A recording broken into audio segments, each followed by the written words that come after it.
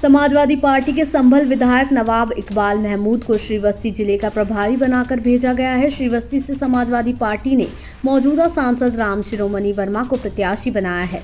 2019 में बसपा से प्रत्याशी रहे हैं और जीत दर्ज की थी। सहारा समय संवाददाता अलहमरा खान ने सपा विधायक नवाब इकबाल महमूद से खास बातचीत की और उन्होंने इस खास बातचीत में क्या कुछ कहा, ये जानते हैं। ऐसे में सभी के सभी नेता चुनावी मैदान में मौजूद हैं, फिर चाहे वो प्रत्याशी हो या फिर प्रभारी। इस वक्त हमारे साथ समाजवादी पार्टी के विधायक नवाब इकबाल महमूद साहब हैं, जो कि प्रभारी हैं श्रावस्ती जिले के। सर, ये बताइए कि जिस तरीके से 4 चरण का चुनाव पूरा हो चुका है, 5वां चरण होना है, आपको क्या स्थिति लग रही है?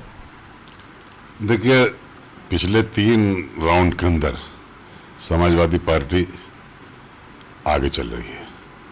अब चौथा चरण जो हुआ, इस चौथे चरण में 13 सीटें आई। इसमें 13 की 13 सीटें बीजेपी के पास थी पहले, मगर इस बार बहुत बड़ा बदलाव है। हम समझते हैं 7-8 सीटें हम यहाँ से निकाल लेंगे।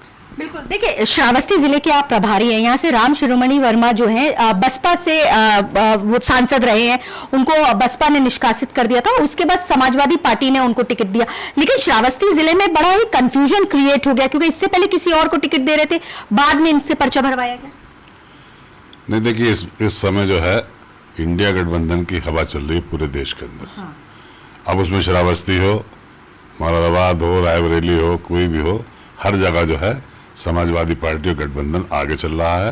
और वहाँ की स्थिति बिरादरी के हिसाब से भी जबरदस्त है, और जो हमारे फेवर में जाती है। वहाँ तो ब्राह्मण वोटर्स हैं, तो आप किस तरीके से उनको लुभाने की कोशिश करेंगे या टारगेट करेंगे उन लोगों को, क्योंकि इस बार आपका गठबंधन बसपा से नहीं होकर कांग्रेस के साथ है?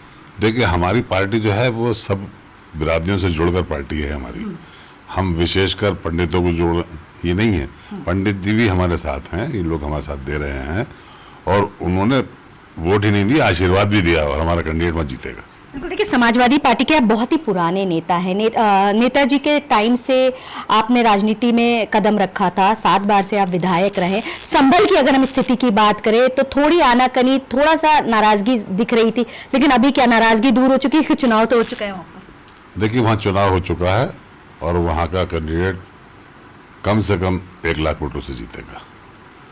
हमारे और कैंडिडेट के परिवार में आपस में दूरियां थीं, मगर राष्ट्रीय अध्यक्ष जी के आदेश पर और अपने देश की खातिर हमने सारी अपनी मुखालफतें भुलाकर उनको जिताने का काम किया है, और इंशाल्लाह वो जीतेंगे। कहाँ एक और 400 पार का नारा लगाया जा रहा है, तो इस बार गठबंधन कितना पार लेके जा रहे हैं?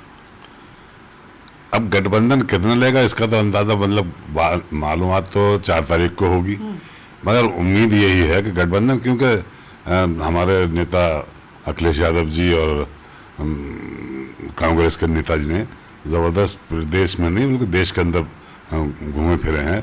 5000 किलोमीटर की यात्रा उन्होंने की है, लोगों में उत्साह आ गया है। अब जनता चेंज चाहती है, और उस चेंज के अंदर नजर उनको गठबंधन ही आ रहा है। बिल्कुल। देखिए, आप श्रावस्ती जिले के आपको प्रभारी बनाया गया है, तो किस तरीके से आप वहां पर जा करके लोगों को एकजुट करेंगे, क्योंकि एक अहम सीट है। पहले ये सीट बसपा का मौजूदा सांसद है वहां से, अब आपने उन्हीं सांसद को टिकट दे दिया है। देखिए, बसपा का तो अब कोई वजूद ही नहीं रहा। बसपा के सारे वोटर्स जो हैं वो अब समाजवादी पार्टी की तरफ आ गए, क्योंकि उन्हें मालूम हो गया कि ये इस वक्त की सरकार जो है भाजपा की, ये कॉन्स्टिट्यूशन में चेंज करना चाहती है, ख़त्म करना चाहती है, आरक्षण ख़त्म करना चाहती है।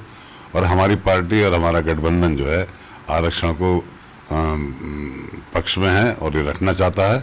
इसलिए सबके सब इस बात को समझ गए हैं कि भाजपा को और बसपा को छोड़कर हम समाजवादी पार्टी गठबंधन को वोट करेंगे। बिल्कुल, हमसे बात करने का बहुत बहुत शुक्रिया।